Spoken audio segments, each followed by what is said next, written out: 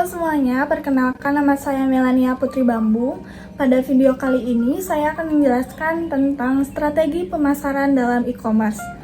Strategi pemasaran yang saya pilih yaitu Search Engine Optimization atau SEO. Video ini guna untuk memenuhi tugas komputasi dasar dan IoT pertemuan keempat. Oke, sebelum ke inti dari pembahasan yang saya paparkan pada video kali ini, sebaiknya kita harus mengetahui terlebih dahulu apa itu yang dinamakan dengan e-commerce. Jadi, e-commerce merupakan tempat jual beli suatu barang yang dapat diakses melalui media elektronik menggunakan jaringan internet. Nah, selain itu, kita juga harus mengetahui terlebih dahulu apa yang dimaksud dengan strategi pemasaran dalam e-commerce. Jadi, e-commerce marketing adalah strategi promosi untuk meningkatkan traffic pada toko online dan mendapatkan order yang banyak serta mengalami keuntungan yang meningkat atau naik. Misalnya, Nina memiliki barang yang belum laris. Nah, tentunya kita berpikir untuk cara bisnis si Nina ini cepat laris, bagaimana sih caranya? Nah, tentu harus memilih strategi pemasaran yang tepat dan efektif untuk bisnis kita ke depannya. Cara efektif mempromosikan bisnis e-commerce bisa dengan menerapkan strategi SEO lokal pada produk dan setelah konsumen membeli barang, sebaiknya minta mereka untuk memberikan ulasan yang positif. Mengapa demikian? Karena ketika seseorang ingin membeli sebuah barang atau produk, hal pertama yang mereka lihat adalah ulasan-ulasan dari pembeli sebelumnya, apakah positif ataupun negatif. Nah, selanjutnya pentingnya SEO untuk situs e-commerce adalah selain untuk menambah traffic yang sudah saya singgung sebelumnya, menerapkan SEO juga akan membantu menambah penjualan dan mengubah pengunjung pasif menjadi pelanggan. 44% dari orang-orang yang berbelanja online selalu memulai proses pembelian dengan mencari produk menggunakan search engine. Tentu saja, agar website kita muncul di halaman hasil search engine, SEO harus menjadi prioritas dalam menyusun website.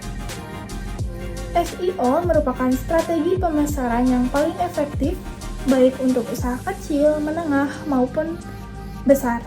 Pastikan produk yang dijual mengandung SEO sehingga produk dapat muncul di halaman utama mesin pencarian seperti Google. Selanjutnya ada jenis-jenis SEO. Yang pertama ada on-page SEO. Ini adalah SEO yang berfokus pada optimalisasi konten yang ada dalam website bisnis kita. Cara kerjanya yaitu mengoptimalkan struktur artikel hingga topik artikel. Caranya yaitu mengulik keyword dengan mendalami riset mengenai tren, optimalisasi header, meta description, title, fitur image, dan lain-lain. Yang kedua ada off-page SEO. Ini adalah SEO yang berfokus pada optimalisasi elemen yang biasanya tidak terdapat di dalam website. Cara kerjanya yaitu meningkatkan kualitas SEO yang ada di luar website, misalnya jumlah dan kualitas link yang memuat link website perusahaan bisnis kita. Yang ketiga ada technical SEO. Jenis SEO bernama technical SEO ini memicu tindakan yang bisa membantu mesin pencari mengaitkan website bisnis kita dan meningkatkan user experience atau UX. UX adalah pengalaman pengguna ketika berinteraksi di dalam website bisnis kita. Pengalaman ini dilihat dari kemudahan pengguna mendapatkan hal yang mereka inginkan dari website bisnis kita. Dalam technical SEO ini ada dua elemen penting, yaitu crawling dan indexing. Yang keempat ada local SEO.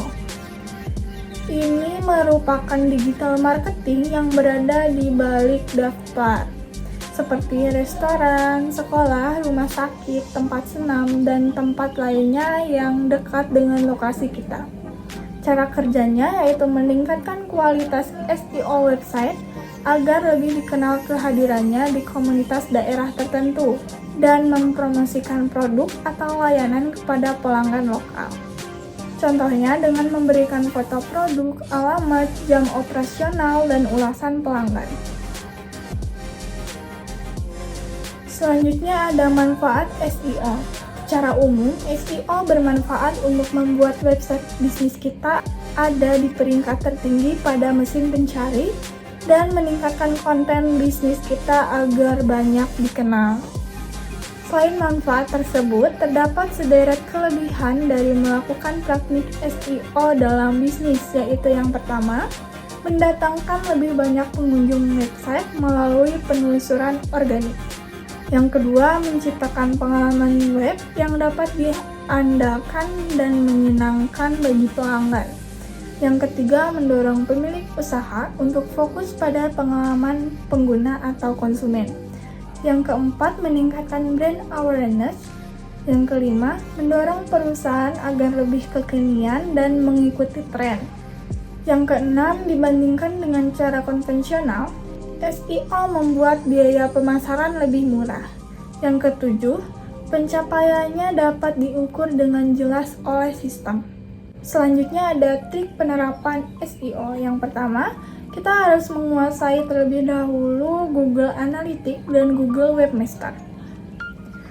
Yang kedua, atur lokasi bisnis kita. Yang ketiga, strategi kata kunci. Jadi kita harus menganalisis terlebih dahulu kata kunci apa sih yang sering pelanggan search di halaman pencarian.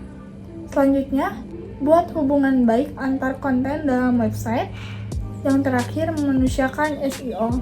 Kesimpulan dari pembahasan ini yaitu SEO merupakan singkatan dari Search Engine Optimization yang merupakan teknik yang digunakan untuk optimisasi suatu website dengan tujuan memudahkan mesin pencari untuk menemukan halaman atau website dan menempatkan di halaman pertama di mesin pencari dengan keyword yang ditentukan oleh user. Dengan melakukan optimasi SEO, maka website berpeluang untuk mendapatkan traffic yang lebih banyak di mesin pencari. Karena calon pembeli yang mencari produk dengan sendirinya lalu masuk ke website kita. Hal ini membuat pengunjung website menjadi lebih relevan dan berpeluang untuk mencari leads. Jika tidak menggunakan SEO, akan sangat sulit bagi website bisnis kita untuk dikunjungi para pencari informasi di internet. Dampaknya, bisnis kita tidak dapat dikenal dan produk, jasa, ataupun apapun yang ditawarkan tidak atau sangat sedikit diketahui oleh para calon konsumen. Sekian pembahasan dari saya. Terima kasih.